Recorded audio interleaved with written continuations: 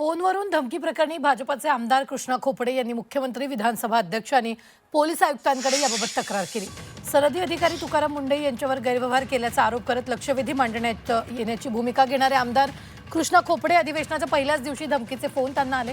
मुंडेंच्या निलंबनाची मागणी का करता असा सवाल करत 2 जणांनी त्यांना शिवीगाळ करत धमकी दिल्याचा दावा खोपडेंनी केला। या संदर्भात मुख्यमंत्री देवेंद्र फडणवीस, विधानसभा अध्यक्ष राहुल नार्वेकर यांना पत्र लिहिले, तसंच बर्डी पोलीस ठाण्यात तक्रार दाखल केल्याचंही सांगितलेलं आहे। भाजपा आमदार कृष्णा खोपडे जी आपल्या बरोबर आहेत त्यांच्याकडून जाणून घ्या। सर, मुंडे प्रकरणामध्ये तुम्हाला धमकी आली असंही कळतंय, काय प्रकार आहे? नाही, तुकाराम मुंडेचे प्रकरण आम्ही लक्षवेधीच्या माध्यमातून सबमिट केलेलं आहे। बहुतेक ते 1-2 दिवसामध्ये लागेलच। त्यांनी जे नागपूर महानगरपालिकेमध्ये 2020 मध्ये आल्यानंतर 7 महिन्यामध्ये जे काही गुल त्यांनी खिलवले आणि मीडिया आणि NGOचे ते प्रेमी जास्त होते। काटोल रोडवर 5000 बेडच्या हॉस्पिटल कोविडच्या काळामध्ये टाकला, दुसऱ्या दिवशी तो हॉस्पिटल साफ होऊन गेला। करोडो रुपयाची बर्बादी या तुकाराम मुंडेंनी त्यावेळेस केली। 17 कर्मचाऱ्याला शासनाने आदेश दिले होते क्लास 4च्या, ते रजू झाले।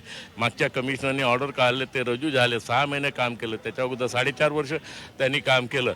यांनी शासनाच्या आदेशावर ओव्हर रूल करून, जेव्हा की तुकाराम मुंडे हा काही शासनापेक्षा मोठा नाही आहे, त्यांनी ओव्हर रूल करून त्या 17 कर्मचाऱ्याला सस्पेंड त्या ठिकाणी केलं आणि हायकोर्टात इतके मोठे मोठे वकील त्यांनी लावले होते, काही बिचारे टिकू शकले नाही। स्मार्ट सिटीचा त्यांना अधिकार नसताना 20 कोटी रुपयाचा चेक त्यांनी केला। त्यावेळेस संदीप जोशी आणि संदीप जाधव यांनी पोलिसात तक्रार दाखल केली।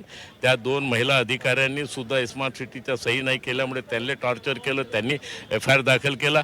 परंतु दुर्दैवाने त्यावेळेस अनिल देशमुख गृहमंत्री असल्यामुळे कारवाई झाली नाही। माहिती आयोग खंडपीठाकडे आम्ही गेलो, त्यांनी 23 मध्ये मुख्य सचिवालय आदेश दिले, परंतु ते लिपापोतीचं काम झालं आहे आणि म्हणून आम्ही लक्षवेधीच्या माध्यमातून तुकाराम मुंडे यांना ताबडतोब डिसमिस करा आणि मुख्य सचिव आणि तुमच्या पोलीस महानिरीक्षकच्या मार्फत तुम्ही चौकशी करा, अशी आम्ही मागणी करणारच आहोत। काल जेव्हा मला धमक्या 2 मोबाईलवरून धमक्या आल्या का तुम्ही तुकाराम मुंडे विरुद्ध बोलू नका, नाही तर आम्ही तुम्हाला पाहून घेऊन, अशी अनापशना भाषेचा त्यांनी उपयोग केला।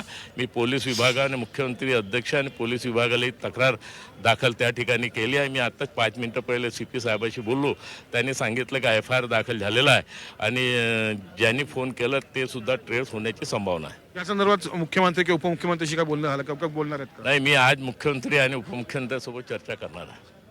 रवी सह कपिल रावत, झी मीडिया, नागपूर।